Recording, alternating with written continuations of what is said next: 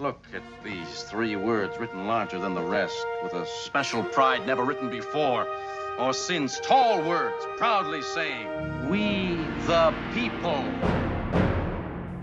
Welcome to the Lex Rex Institute podcast. I'm your host, David Trusha, the lead writer for the Lex Rex Institute. And your mic's also too close, David. You're getting pretty loud popping sounds. But anyway, I'm your co-host, Alexander Haberbush, president of the Lex Rex Institute and a constitutional attorney, and hopefully my mic is not too close. Although I am not speaking in the capacity of an attorney today. You got to pick between reverb and pops, apparently, because you're always complaining about my reverb. Directly in front of your mouth, maybe off to the side, like a little bit? No. I wish you would. No. It's really annoying. I hate this mic. I hate all of this. You hate the really expensive mic the Lex Rex Institute got for you? First of all, you already had it, so let's not take too much credit. That's not true. I had the one that I use. That's not my recollection.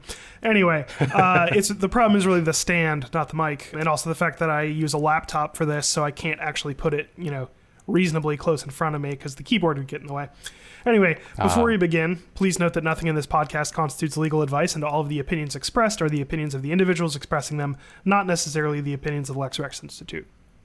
For those unfamiliar, the Lex Rex Institute is a nonprofit constitutional advocacy organization. If you'd like to learn more about our organization's activities or make a donation, we encourage you to visit our website, https://www.lexrex.org. That's LEXREX.org.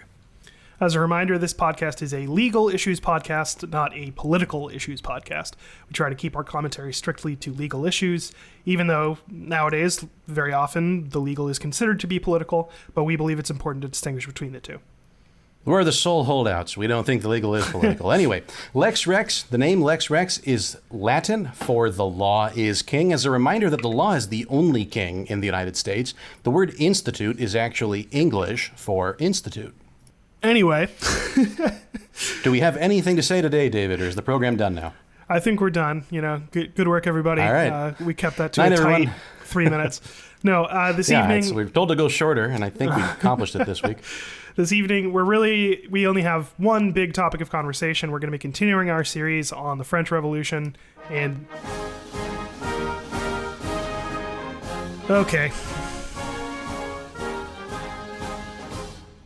You can keep going, David. I would prefer not to. That's a Bartleby the Scrivener reference for those of you who are fans of Herman Melville. Anyway. That was an obscure one, David. Yeah. That's not like Call Me Ishmael or, From Hell's Heart I Stab at Thee. No.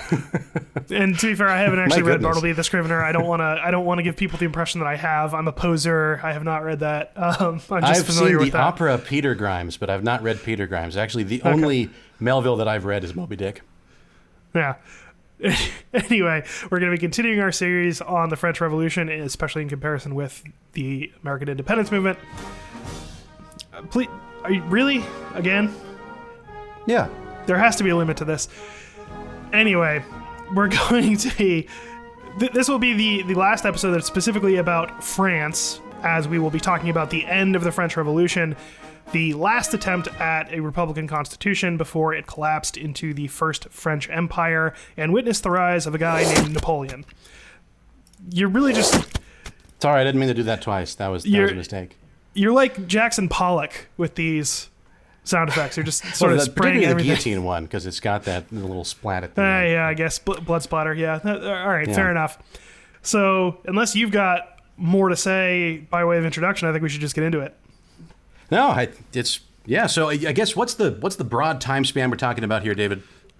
So basically, the year 3 of the French Republic. Yes, so we begin on year 3, right? Yes, that's 1795. Of the metric calendar. Uh-huh. That's the metric calendar, right, David? Yes, according to the Gregorian, it's 1795. And okay, that's quite a difference. Yes. It's like converting Fahrenheit to Celsius. Yeah, a little bit worse than that, I would say. More like Fahrenheit to Kelvin or something. Yeah, a little bit. Yeah. Last time we were talking about France, we talked about the We can't have a Reign of secular Terror. calendar, though. I mean, that's the Constitution of France explicitly says that they can't recognize any religion. So it'd be illegal to have a year based on Jesus Christ. Yeah. You really threw me off with that comment. I'm not going to lie. I don't really know how to respond to that. Anyway, last time we were talking about France, we talked about the Reign of Terror. And so just now a second. Yeah, that was appropriate. I'll give you that one. So we were talking about the Reign of Terror ending in the downfall of the architect of the Reign of Terror, Maximilien Robespierre. At this point, we're sort of at a phase where the French sort of look around themselves and think, you know what, that wasn't very pleasant. We would really prefer to avoid that. I don't happening like again. terror. Yeah. I don't like terror. That's. And, using mass execution as a tool of political repression, that tends to leave a bad taste. I feel sort of bad with myself for all of those public executions that I witnessed and cheered for. Yeah. And feels sort of dirty that I did that, and I'd like to move on from that whole phase now. So, at any rate, what we're going to be talking about first here is the Constitution of the Year 3, which is the last attempt at a constitutional republic for France. Well, at least before Napoleon anyway. And it's sort of an attempt to moderate... This is the third try, right? So they had their first try, which was their... what would you call that? That wasn't really constitutional monarchy, sort of. Yeah, a very short-lived attempt to sort of imitate Britain to a certain extent, but with a more kind of direct democracy flavor to it. That didn't go great, mostly because they very quickly after that soured on the idea of a king at all and put him to death. Yep, there you go. The second attempt was just would have never been the put Constitution we talked about several weeks ago. Which episode was that, David? That was... I want to say episode 15. Anyway, that was that Constitution. Big swing and a miss on that one. Yeah. It was never... So meanwhile, America's gone on how many tries at this point? 2, right? We got our Articles of Confederation. Yep. And then that didn't work out so well, so we went to the Constitution, sort of learned from those Articles of Confederation. We talked about the way that worked last week, how the Constitution improved upon the Articles of Confederation. And we're how still long did using that that second try last for us, David? Yeah, well, at least until August 26th, 2022, when we're recording this. So, if it... so hopefully it's still going on August 28th when this is released. I'm pretty confident that it will be. Should be released on the 29th. Oh, well, I don't know if it'll still be going by then. Yeah, good point. Who knows? But no, I think it probably will be. That one's still going, so we're still on try number 2. Let's see if the third time can be the charm for the French. So that's what we're going to look at right now, right, David? Yes. And spoiler alert, not so much with the Constitution of the Year 3. Is it 3 strikes and you're out, or 3 strikes and you get a dictator? That's sort of the same thing, really, isn't it? When you're talking about a Republican Constitution, you're out means basically you end up with a tyrant. Yep. Now, I don't think Napoleon was ever guillotined. Pretty sure he wasn't. So no, but I think that he guillotined other people. Actually, that was the official mode of execution in France. You know when the guillotine stopped being the official mode of execution in France? Sometime in the 60s, I believe. Well, it stopped when they got rid of their death penalty. So you know when the last execution by guillotine was? At one point I knew this, and it's shockingly late. For some reason, the year 1963 is in my head, but it would not surprise me if it was later than that. 1977. There you go. Yep. The year Star Wars came out. Star Wars was in theaters while people were still getting their heads chopped off in France. Yeah. That's nuts. After all, it was the rational way of executing people. We talked about that before. If you're but now we know it's not actually rational to execute people at all, so that's why they've gotten rid of the death penalty.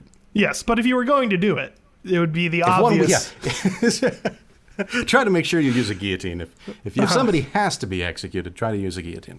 Anyway, French Constitution of the Year 3. That only applies in France. That's not true in England. That doesn't apply America. anywhere. That was a joke, David. It's not rational. No. That was my joke, was that it was only rational to do it in France. Come on. Okay. All right. Well, Constitution of the Year 3, also known as the Constitution of 1795. This is an interesting one. Yeah, I gotta say, that's one. This is a little bit better than the last one, right? I would say markedly better, but that's still not saying a lot, and we'll get into that, I guess. You know what I found hilarious about this one? Well, several things I would guess. One of the real defects in the last one was the absence of an executive power, or the absence of an executive that really had any ability to do anything, right? Because it was an executive committee, ruled by committee. Yep. So this one, front and center, very first page, very first line of this Constitution, executive power. And in fact, probably about half of this Constitution just details what their executive can do. They don't even detail the other branches of government in this one. I think it's just presumed they're going to keep their National Assembly from before. The rest of it's just sort of general provisions, really of the sort that you would find in a Bill of Rights.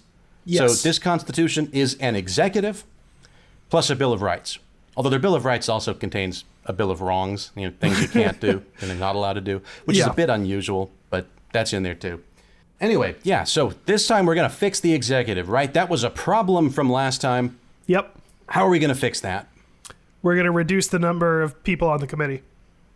Yeah, smaller committee. That fixes it, right? Well, and I will give them this. They went from an even number of people on this committee to an odd number, and that's an improvement. That's true. You avoid That's as many true. stalemates that way. In general, I think they've learned a bit from the U.S. Constitution in this Constitution, because they saw that we had a bicameral legislature. We talked about that last week, about one of the advantages of our Constitution.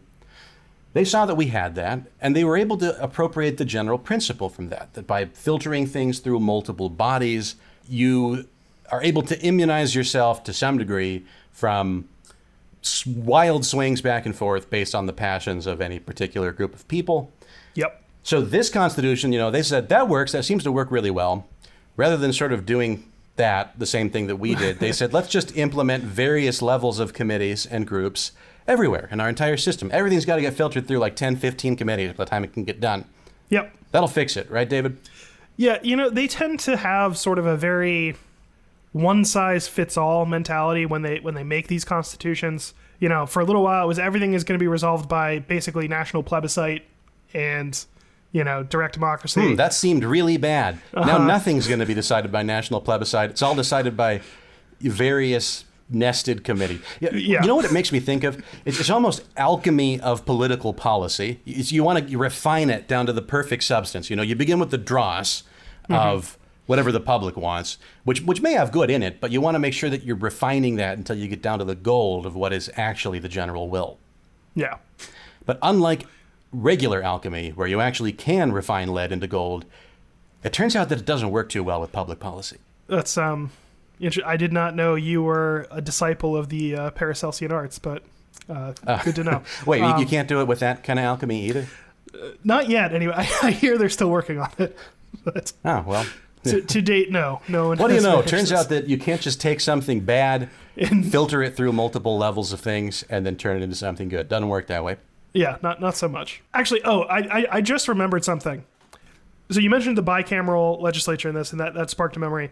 They had a proposal for a tricameral legislature, and the way it would work was one group would draft bills, one group would receive those drafts and debate them, and then a third group would receive the record of the debates and vote. But the first two houses could not vote, only the second house could debate.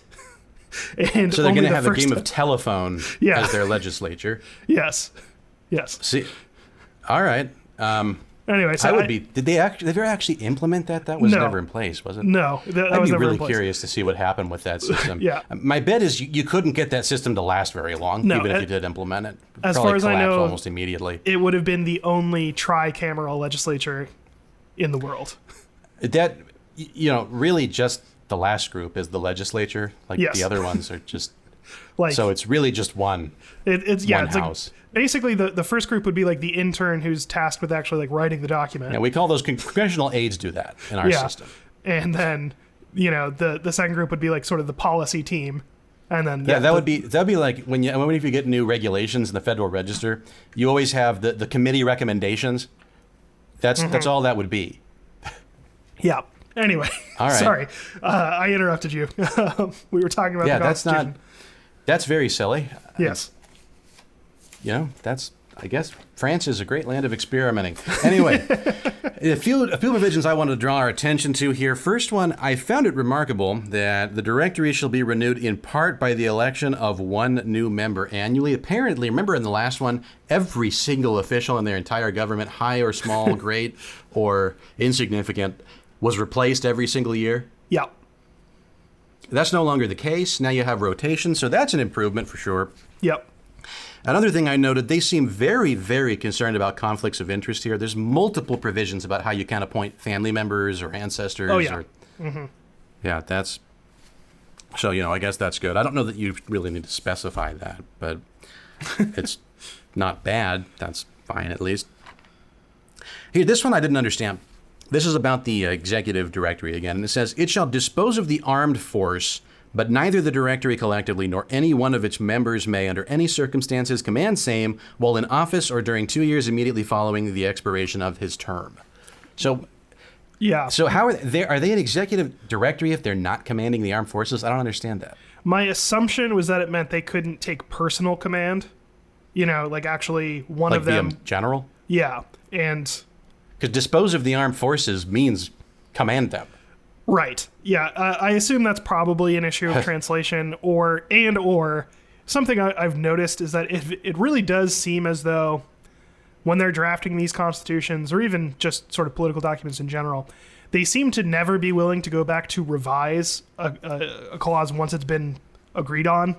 So You know, that's a good point, actually. like they'll write something, and then it's clear that after they've already ratified a provision, there'll be more debate about it. So Yeah. rather than revisiting it, they'll write a new provision right under it that clarifies it. or contradicts it. I wonder if this is one of those instances. Well, I mean, I imagine they think that it's clarifying it. Yes, But oftentimes, it just flatly contradicts. I forget which one it was from the last Constitution, but we noticed one where it said, like, you know, when this happens, this will happen. And then immediately after that, it was like, Except for that will never happen. yeah. Or, you know, it'd be like, but if it does happen anyway, here's what you do when it happens. Yeah. I wonder if it was a We got similar another sort one of in thing. here that's like that. This is skipping ahead a bit. Yeah. But I found this one particularly comedic. There shall be neither privilege nor mastership nor wardenship nor limitation of the liberty of the press, of commerce, or of the practice of industry or arts of any kind. Yeah. I like That's this one as unequivocal, well. right? Uh-huh. Totally I like- unequivocal. This one was my favorite, I think, as well. But then comes an equivocation, the next line. When circumstances render such prohibitive laws necessary, they shall be essentially provisional and shall be effective for 1 year only unless formally renewed. Yeah. I like that it's like 2 levels of qualifying that previous one. Because, you know, yeah, like you said, that seems pretty flat out unequivocal. There won't be any laws like this. Then, well, if it's necessary, you can have a law like that, but only for a year. Unless No. Unless Only you for a reapprove year it. unless you renew it. Right. Which yeah. is going to happen. I mean, anybody that's familiar with any kind of legislative body knows that if you have a provision saying they can renew something, they will. Because Yeah. what happens is whoever's in favor of that proposes a bill to get that thing and then builds a bunch of concessions for their opponents into that same bill Yeah.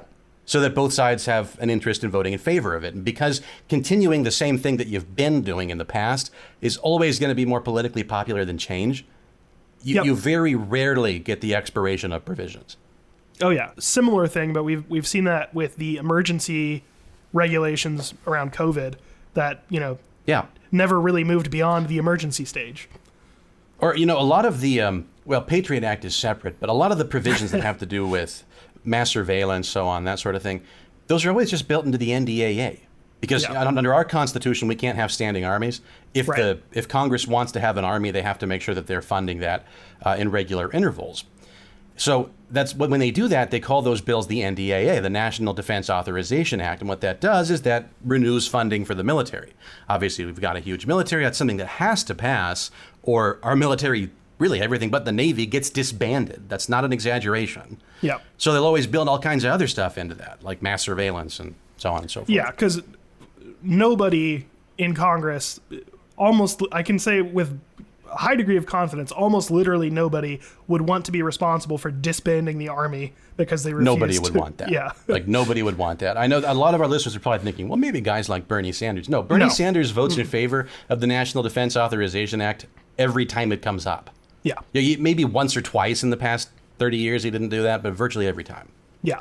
It's like the closest thing to a unanimous opinion among Congress that exists. Yeah. Anyway, that's skipping ahead a bit. So a couple of provisions I want to draw our attention to. Gosh, I can't read my own writing here. What does this say? Oh, I don't know what the heck ministers do in this system. It says the legislative body shall determine Yeah. the number of ministers and their prerogatives. Such number may not be fewer than 6, nor more than 8. And then it says the I love ministers that as shall be well. joint. Yeah, I it's love- got only 3 numbers it can be. It's such a narrow band. But then it says, the ministers shall be jointly and severally responsible for the non-execution of laws, as well as the non-execution of orders of the directory. Yeah, and this is another sort of characteristic what is it? flaw. I have no clue what that means. I'm an attorney. I've never heard that language before. Yeah, well, and it's another one of these things where they say they're going to be responsible, but then it doesn't say how you hold them responsible. Like, the U.S. Constitution mentions what you do when there's a problem with the president. You can impeach him. What is the non-execution of laws, David? Yeah, failing to enforce the law, one presumes. Why would they be responsible for failing to enforce the law? Why would that be a responsibility you give someone within your system of government? Well, actually, I think I can probably say I feel pretty sure about this. They were tired of everything the government did being extra legal, which had been the case since the beginning of the Republic. Basically, nobody ever actually abided by the laws. So, Are you saying that they're supposed to ensure that the laws are enforced? Because that's not what it says. It says they're responsible for the non-execution of laws. I see. They're the ones that are in charge of growing no alfalfa. I see what you're confused here. Responsible meaning they have to respond when questioned. They are the ones who will be held responsible. Okay, so they shall take care that the laws are faithfully executed. That's their job? Yeah, it's close to the take care clause, but worded just horribly. Right, because I'm pretty sure it's the executive that's responsible for executing the laws. Like, there's no way you can phrase this in the negative, because obviously the person responsible for carrying out a particular duty is the person who's also on the line of that duty isn't carried out. Yeah, I think. And what's this saying is David's responsible for executing the laws, and Alex is the guy that gets blamed when he doesn't do it. I know very little French, but one thing I do know about French is that they really love double negatives in a way that English can't even support. And I'm wondering if it's one of those sorts of things where, like, the normal way surprised. Anyway, you would express that would be to use a negative construction because French is just like that. That could be. I wouldn't. It's that crazy one to I'm me. not confident about. They're responsible for non-execution. Okay. Next is, so next I want to look at the general provisions. This is their sort of Bill of Rights section. Mm-hmm. And which is great. It's just terrific. Oh, it's fantastic. One of the best Bills of Rights I've ever seen. But they say, there shall be no superiority among citizens other than that of public functionaries, and that only in relation to the performance of their duties. So when a cop's on duty, he's superior to you. That's just a fact. The law shall recognize neither religious vows nor any obligation contrary to the natural rights of man. Yeah. That means there's a clause in their constitution saying that they will not respect any contracts. Well, here's, again, yes, based on the way it's phrased. What I suspect the goal here was to end legal consequences for monks and nuns who wanted to stop being monks and nuns. That's obviously the goal. Yeah. The state is not going to enforce religious vows, is what this in fact means. But it says they will not enforce any obligation contrary to the natural rights of man, which means anytime you have bound yourself in obligation to somebody else, which is any contract, they won't enforce it. Yeah, this is yet another one of the just like repeated flaws I think that we see throughout the French Revolution, where they sort of take for granted, I think, a certain understanding of a phrase without actually spelling it out or it being a defined term to begin with. And which is particularly dangerous considering they're writing this stuff from scratch. Right. It's not based in their culture, traditions, or legal history. They made this up. Yeah. It is absolutely prone to misinterpretation. Exactly. So I think in their heads, they're like, well, we all know what the natural rights of man are, but no, we don't actually. And there's a lot of debate about that. And just because there was a semi-consensus fairly recently doesn't mean that consensus will continue. And in fact, it doesn't. We've got a great video about just that. It's called How to Read the Minds of the Founding Fathers. It's on our YouTube channel, Lex Rex Institute on YouTube. That one's worth looking up because the point we make in that one is that laws mean what they say. Yeah. Not what their author wanted them to say, not some imaginary realm of what the legislature intended. Laws mean what they say. And what this law says is they won't enforce any contract. So I found that interesting. Next one is, no one shall be held responsible for what he has written or published except in cases provided for by law. So again, building an exception into the rule because they can punish people for what they publish when provided for by law. Next one is, no one may be prevented from performing the worship of his choice so long as he complies with the laws. Yep. And the next one, it's the same problem there. That's why I'm not mentioning that again. No one may be forced to contribute to the expenses of any religion. The Republic does not pay for any. Anything strike you about these couple provisions, David, other than just obviously they've built the exception into the rule?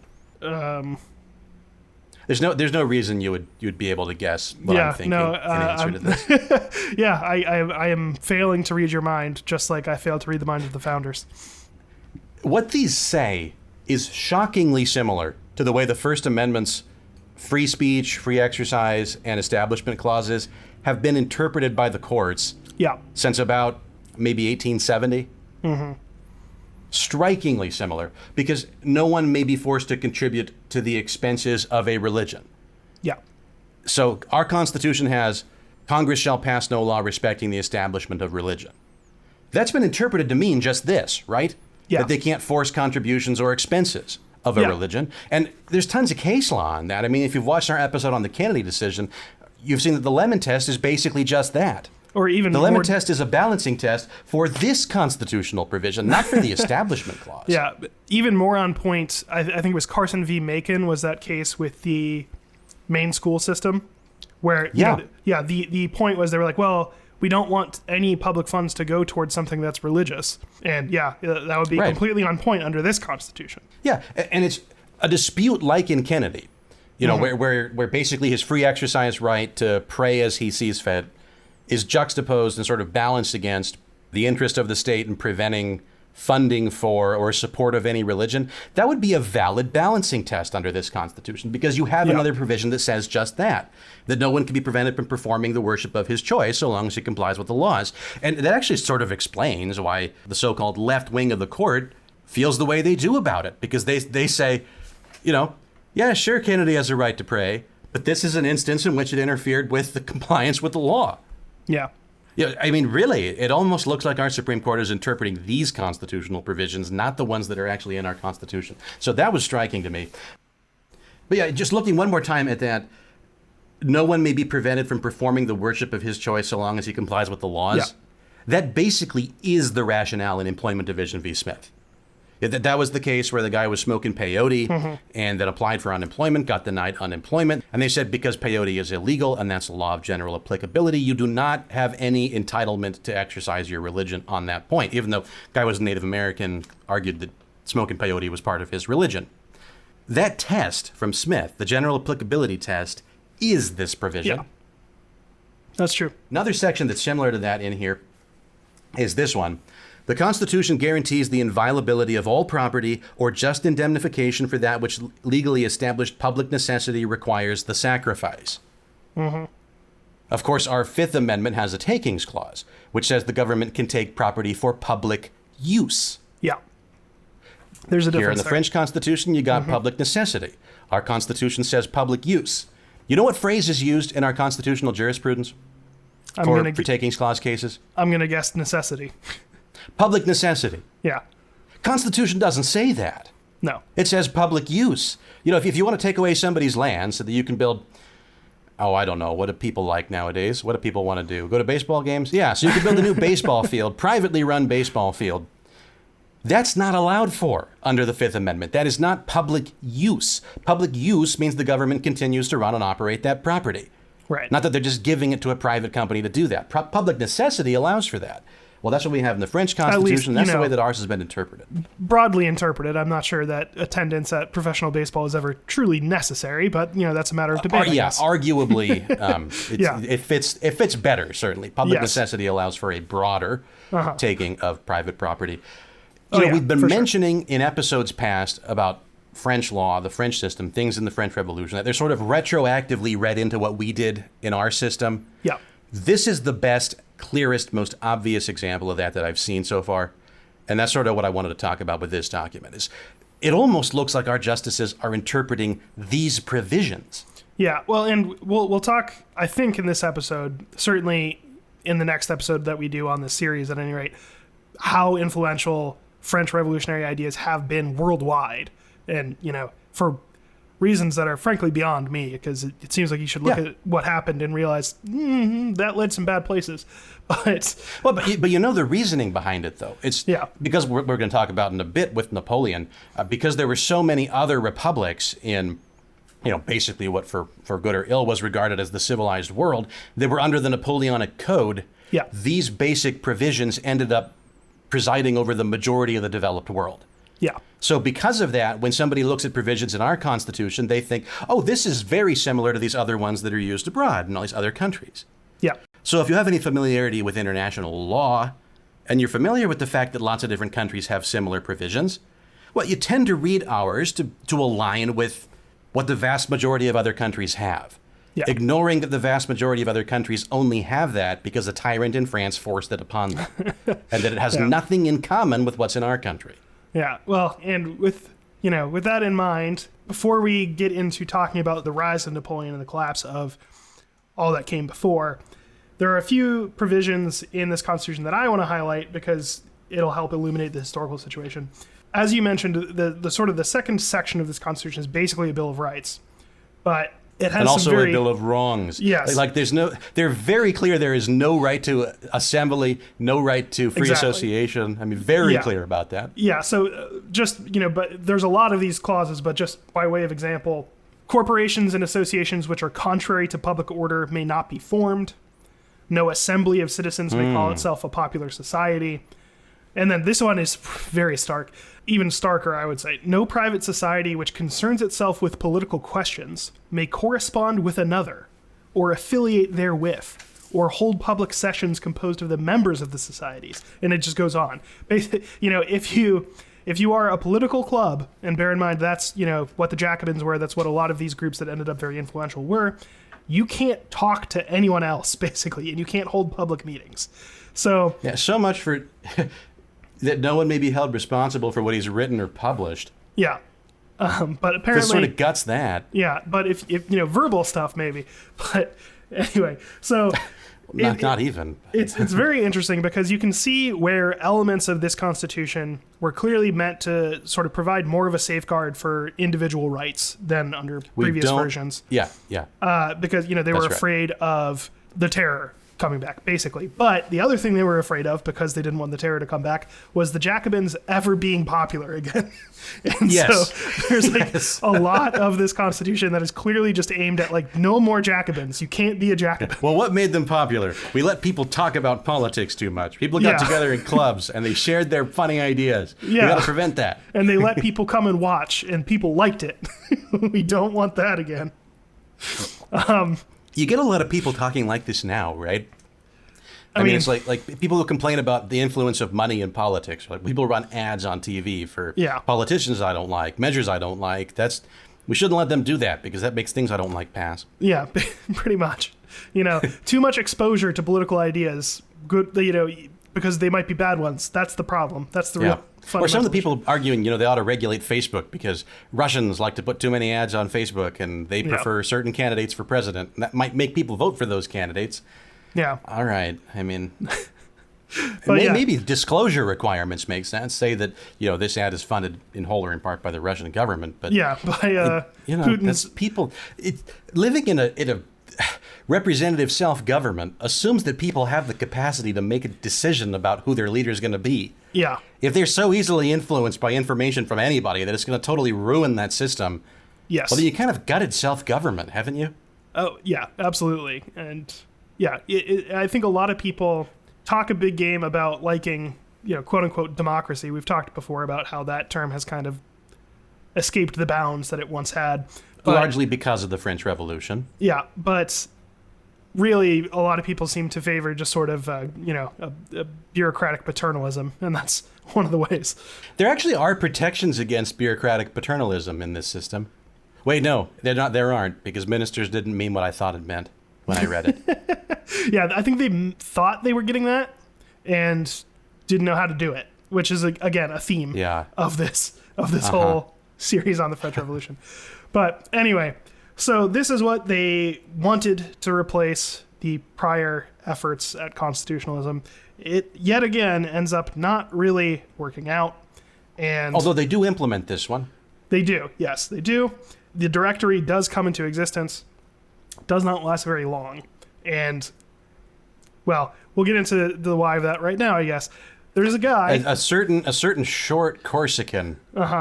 Yeah, Napoleon Bonaparte, better known as Napoleon Bonaparte, because he Frenchified his name later. He was Corsican, so he actually grew up speaking an Italian dialect, more or less. Yeah, it's funny that the two great dictators of the past 200 years the really bad ones, the ones that sort of ruin things for everybody. Neither of them was from the country they ended up ruling.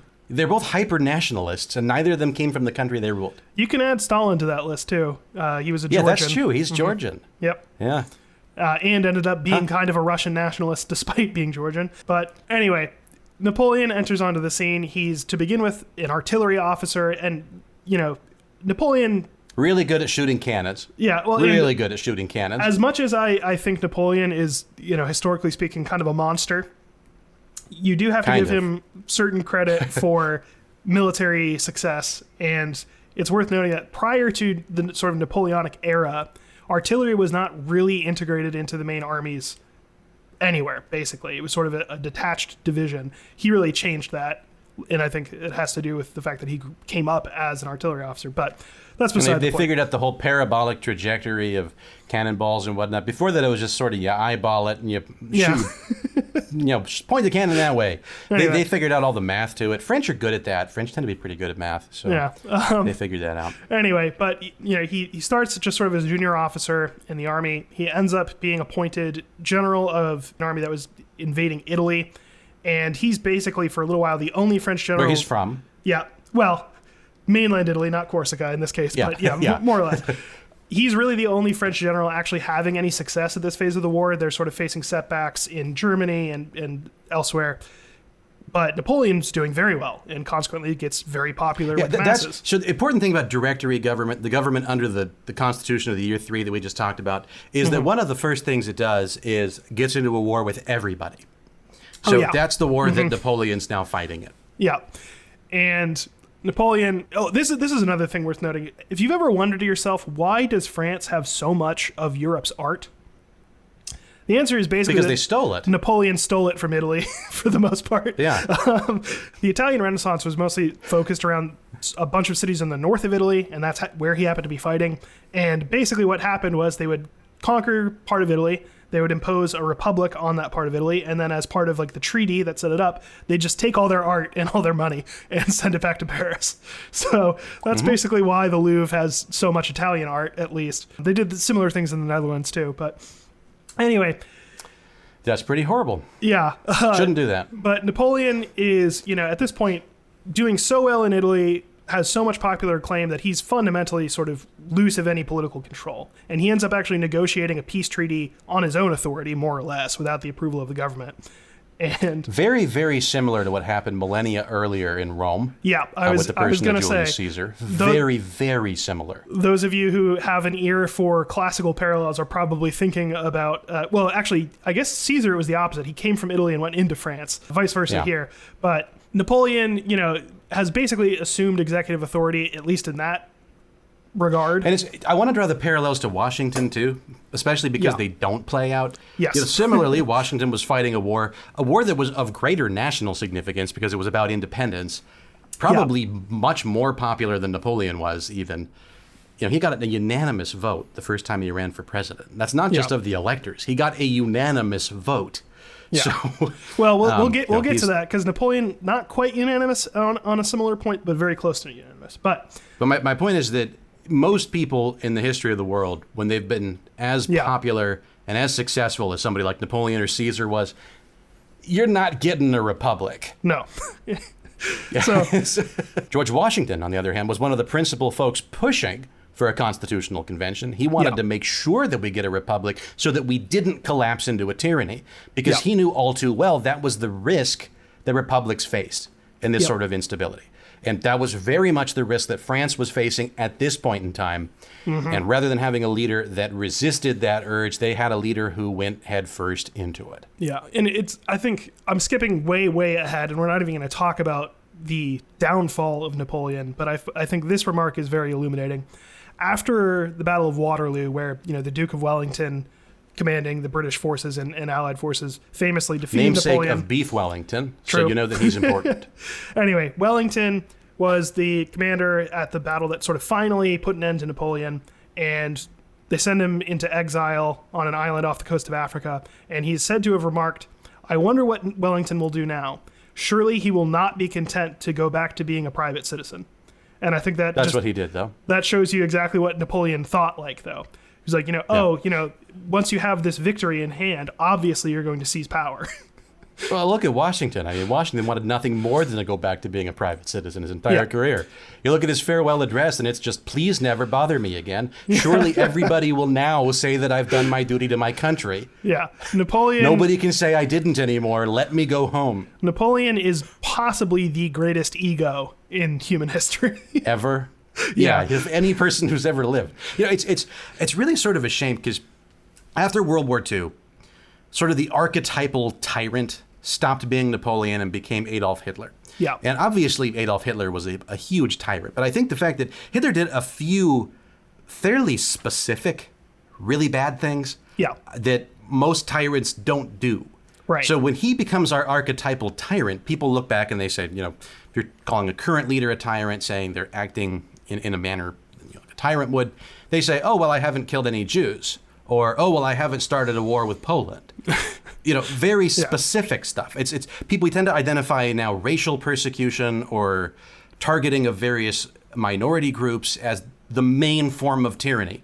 It's not that way at all. Hitler was a very unique and specific kind of tyrant. I would say that Napoleon was the generic tyrant par excellence. Yeah, I'll take this moment to sort of make a general comment. There are actually aspects of the sort of French system under Napoleon that are arguably significantly better than they were under, for instance, Robespierre.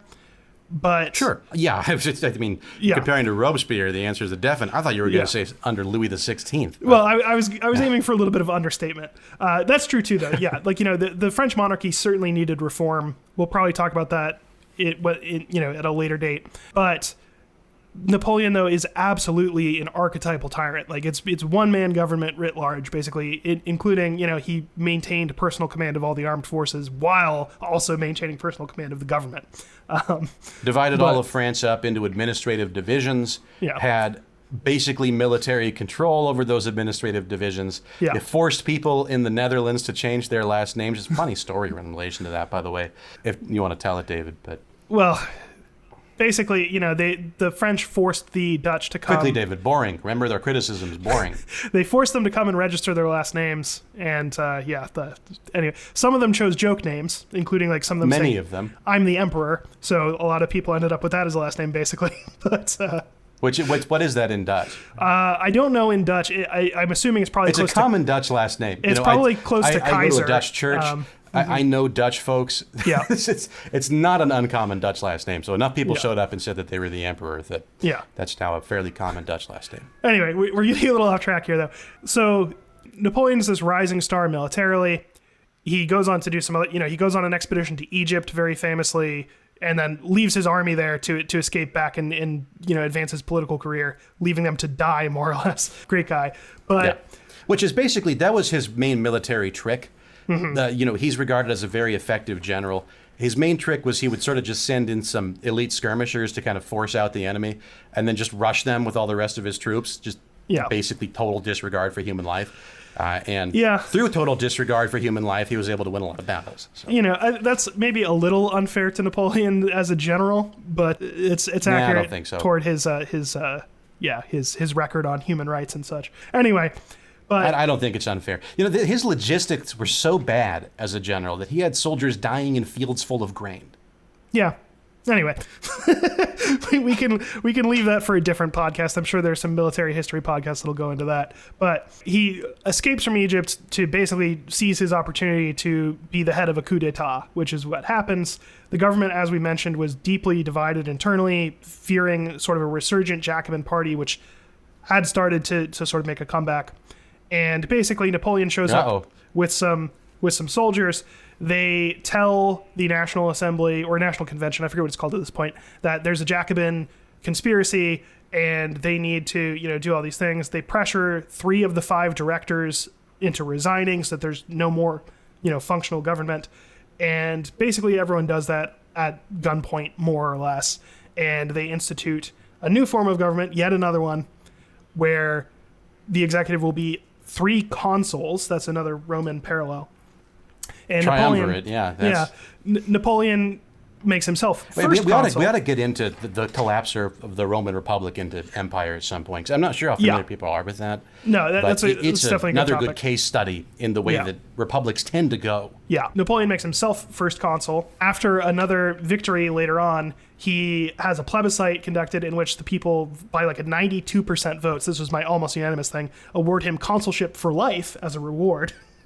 And then he basically proceeds to... Did he refuse the laurel 3 times before accepting it? Or probably something like that. He definitely had a that's taste. a Caesar parallel again. It's very, very similar. Public clamor for him to be in charge forever. Yeah, he had a taste for the dramatic and for classical parallels, so something like that very likely did happen.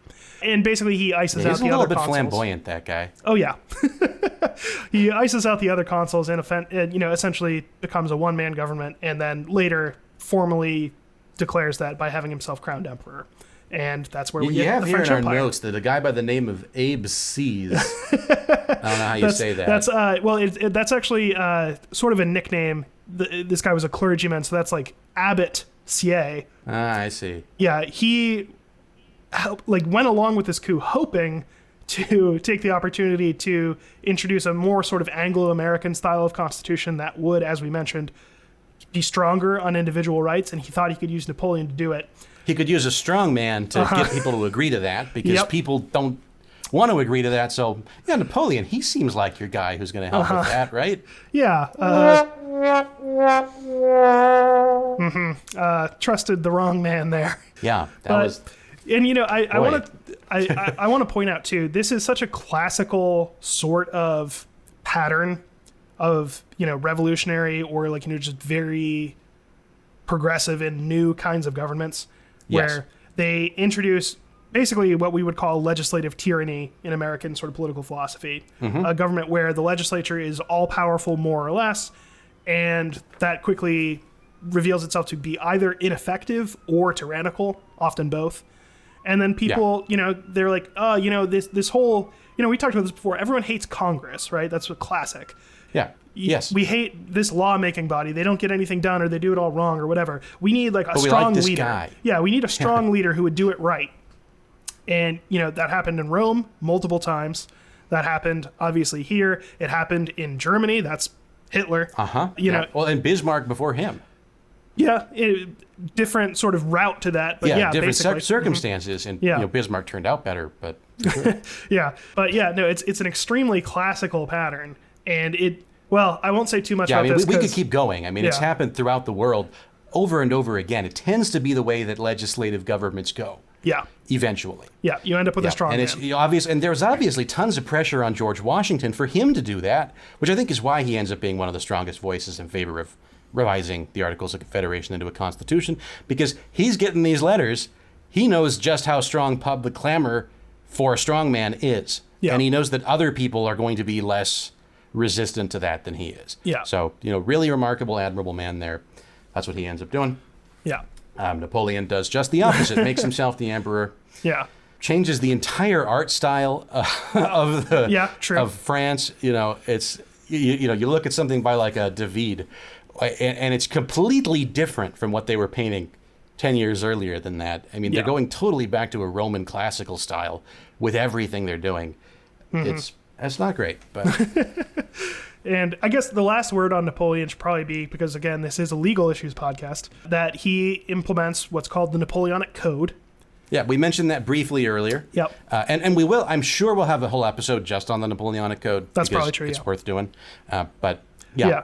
And, actually just occurred to me, that's another classical parallel, because this tended to be the pattern codes. For great emperors. Not only would they win military victories, but they would then reform the laws. So you have, the Justinian, sort of the famous one. Yeah, but many instances prior to that. But yes, Justinian is probably the most famous and kind of the last one. We still, in large part, the English common law still abides by the Code of Justinian. It's that influential. Yeah, and as we mentioned, Napoleonic Code remains extremely influential. Just a few things I wanted to highlight about it. But it shouldn't be influential here. It was never implemented here. It's not valid law here. It is valid law in most of Europe, whether or not it should be. But there's absolutely no reason to read that retroactively into our Constitution. Except in Louisiana. Our Constitution was written before it. Yeah. except sort of in Louisiana where they did have a French law system, although not the Napoleonic system. That's a good point. That's a good point. It was a statutory system, though, rather than a common law system. So and that's probably the first point to note, that the Napoleonic Code does away with sort of the last vestiges, which were already basically gone, of common law in France. And it's clear why a tyrant would want to do that. Tyrants don't like judge-made law because it gives judges a lot of power. They prefer to be able to have their word be law, like Pharaoh in the old days, or the ancient, more than the old days. The ancient days, where Pharaoh would say, so let it be written, so let it be done. That's the law. No wiggle room there. Yeah, and nothing in the past can set a limit on what you want to do. That's also very helpful. Right. France to this day has no principle of stare decisis. I think we've mentioned that on the show before, but basically and we mentioned it. We have a fairly long and boring video on that nobody watched, but it really is worth watching. The reason it's long and boring is because it's probably the most important issue for you guys to understand about Anglo-American law, and it's on the role of precedent in the United States. There's actually 2 videos. They're back to back. We released them back to back. I don't remember the exact names on those. We'll get them in the description for this podcast. But they're basically on how does precedent work, and then when should precedent be overruled. Yeah, those are important videos. But stare decisis is the principle that past decisions of courts are going to bind future decisions of courts. Yeah, they got rid of that in France. Yep. Another one. This is. That one's obviously terrible. Means let the decision stand, by the way. Latin for let the decision stand. Yeah, that one's obviously very, very bad. I think maybe just as bad is that it changed the way the courts worked from an adversarial system, which is what we have, basically one party against another, and the court is kind of the arbiter, just the referee, right? Trying to make sure people make their arguments within the rules, to what's called an inquisitorial system, where the court is actively investigating the issue. And that may sound okay. They're your opponent. Yeah. It may sound your okay. Your prosecutor is also your judge. Exactly. Until you realize that means that the person who gets to make the rulings, in say what's inbounds, what's out of bounds, that's the person trying to prove that you did the thing that they think you did. So they're real on guard against conflicts of interest in their legislature, but not real on guard against them in...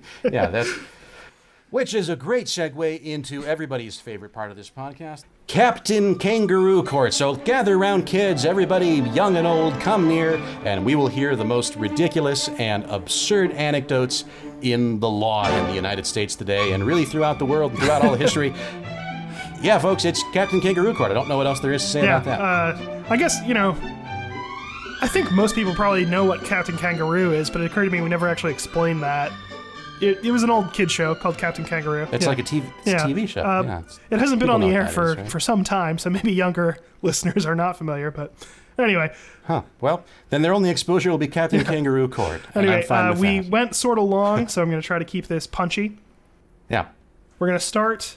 I've got one too, by the way. But okay. In that case, let me start with one that was actually submitted by your sister Vanessa. And I think this is going to turn out, because I did not drill super deeply into the actual technical side of this case.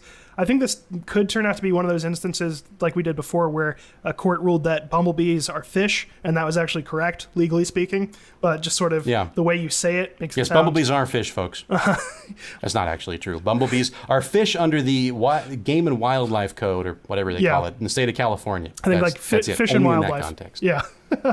Anyway, this was in a case called Hernandez v. City of Phoenix. Basically, what happened... Well, I'll just read this headline. Police officers' racist memes on a personal Facebook address, quote, matters of public concern.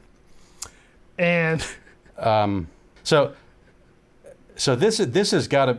Well, go on, David. I'm not going to guess about it. So... Basically, this guy was a member of the Phoenix PD, I think, or he might have been a state police officer. I don't remember. But he was disciplined by the police department for things he'd posted in violation of their social media policy. All of it basically anti-Muslim. That's sort of the direction that this takes. Muslim's not a race, though. That's more bigoted against a religion. It gets sort of mixed up with anti-Arab stuff very often. That seems to be sort of the thrust here. Majority of Muslims are going to be Southern Asian, because I think Malaysia is the biggest Islamic country. Indonesia, actually, but Sorry, that's what I meant. Indonesia. Yeah, fair enough. All that's true. I guess, better to say bigoted, I suppose. Yeah, certainly bigoted. Yeah.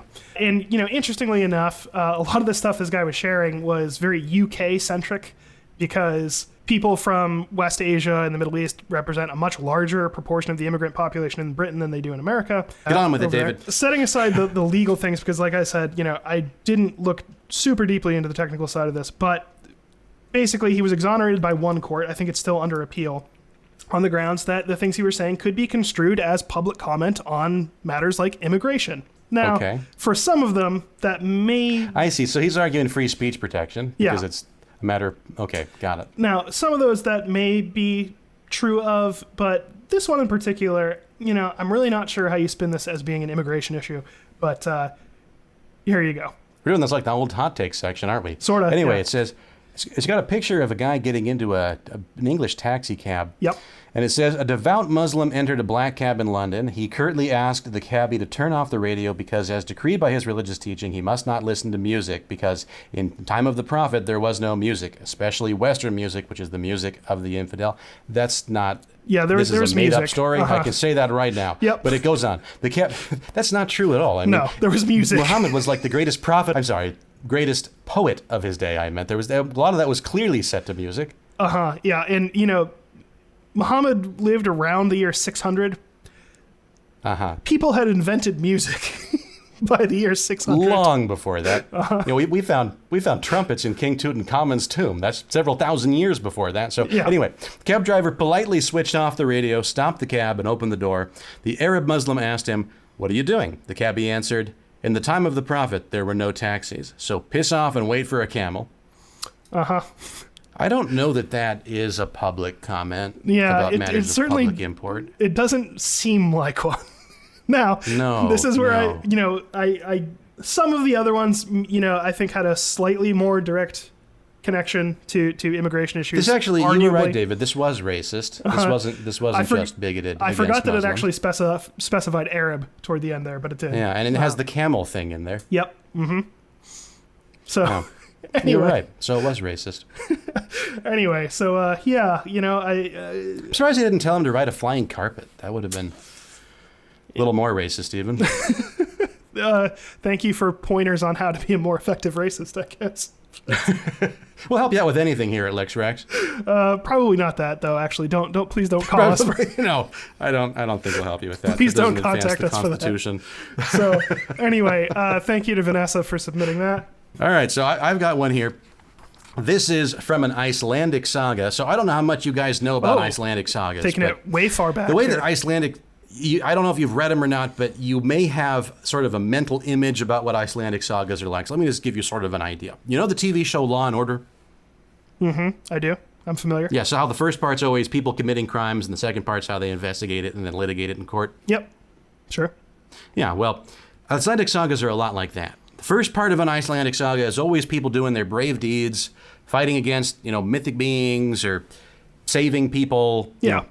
Yeah, sort of Beowulf traditional, stuff, Beowulf kind of stuff. And then the second part is where they all go to court and then sort out who's liable for what. Yeah. That almost every Icelandic saga goes that way. Yeah, So I found one. Little appreciated fact about Vikings and Nordic cultures in general. They loved legal procedure. It was like... Yeah, they loved it. After like killing Englishmen or Slavs and stealing stuff, that was probably their favorite thing. Yeah, I mean, it might have been even more than stealing stuff. Arguably, a lot of times people get the stuff they stole taken away from them in those legal proceedings. Yeah, true enough. But anyway, go on. But this is from a saga called, I am going to butcher this name. Oh yeah, don't worry about it. Bergbyja saga, which is spelled Eyrbygja. Yeah, you're on your own for that one. Yeah, which means the saga of the Air Dwellers, E-R-E dwellers, dwellers maybe. Okay. But anyway, it's from about 1200. As we mentioned, Icelanders at the time love legal dramas. So this one's about a guy who comes home from his brave exploits, and it's got the brave exploits first. I'm not going to get too much into those. Yeah. But he comes home, he goes into his house, and he finds the house has been wrongfully possessed by undead people. Various undead people, chestnut. zombies, if you will. They didn't call them zombies at the time, but Draugr, zombies, I think, was the term. Draugr. Yeah, that's from Skyrim, isn't it, David? I think that's actually the real term, though, that they used. Huh, well, my knowledge comes from Skyrim. I think they called him that in this saga, too. I think you're right. I'm Draugr, pretty yeah. sure that's right. So, Alternatively, I'm also thinking about Skyrim, but... What do you do when undead people wrongfully possess properties of real estate? File for eviction? Yeah, you have a fee simple absolute in that. So you can dispossess them of that real estate. All it takes is getting a writ from the court issued. So what this guy does, I don't have his name written down. No, I do have his name written down. It's like Thorier or something like that. But what Thorier does is he files a writ with the court, and he creates a proceeding against every one of these Draugr individually so that he can have them evicted from his home. So all of these people, in a very orderly fashion, or all of these undead people, rather, in a very orderly fashion, show up at court so that they can have their claim heard. And this is the section where the trial takes place, or at least part of that section.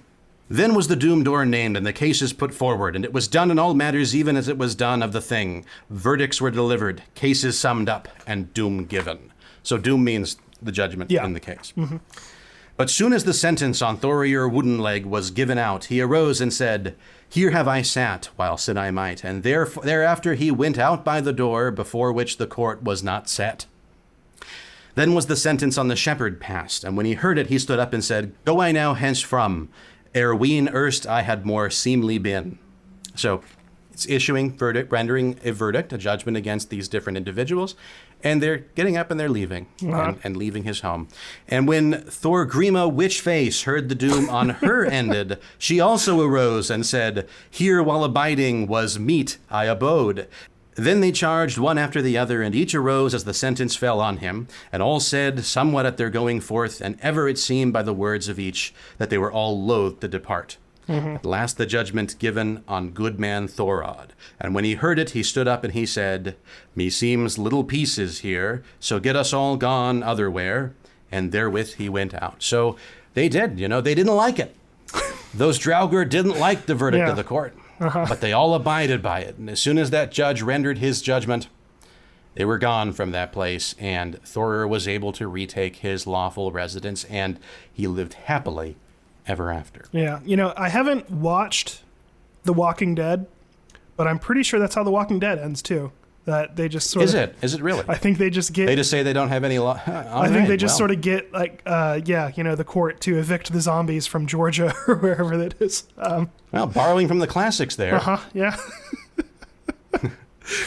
All right, folks. Well, I guess that's all for Captain Kangaroo Court today.